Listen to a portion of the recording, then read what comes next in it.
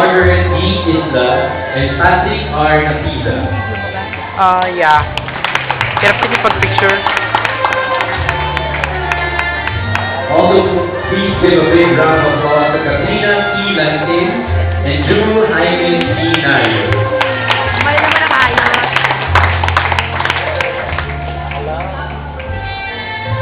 Maria Lisa Carmelita A. Recio and Angelo Jose G. Lopez.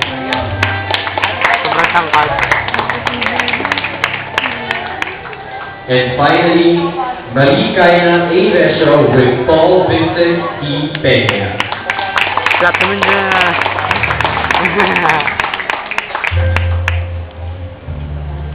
Once again, ladies and gentlemen, I present to you our Cotillon de Honor. And also at this time, we would like to welcome the two most important people in Carmela's life, her parents. Let's all give a big round of applause to Mr. Vincent Jennings Guevara Bigay and Ms. Maya Isla Bigay.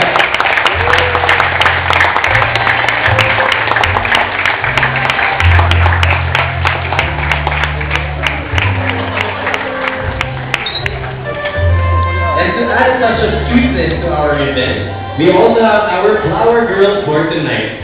Let's all welcome Garrett Alexa D. Isla with our escort for tonight, Gerard Juan I. Bigay.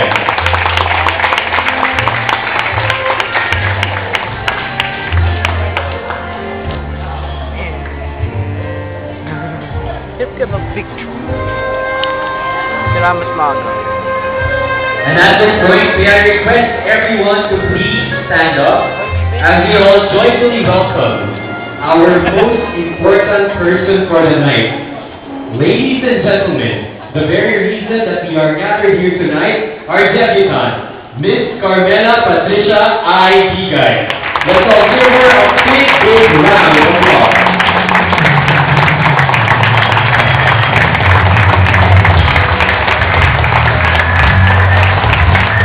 Hindi umabot clap.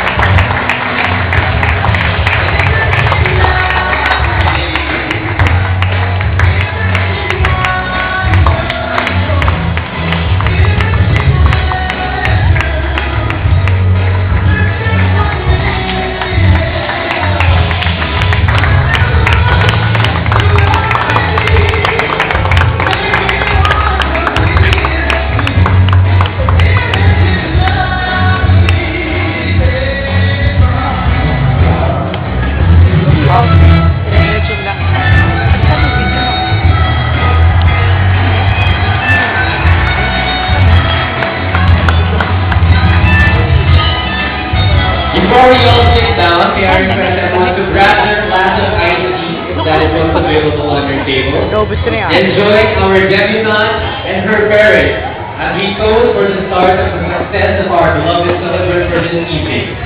Ladies and gentlemen, let's all raise our glasses and give cheers to our celebrant for this evening. A toast to Carmela.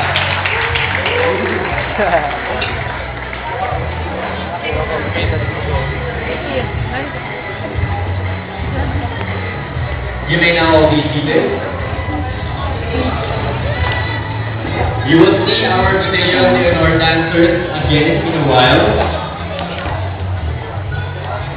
And so our debutantes, you may now take your place on stage.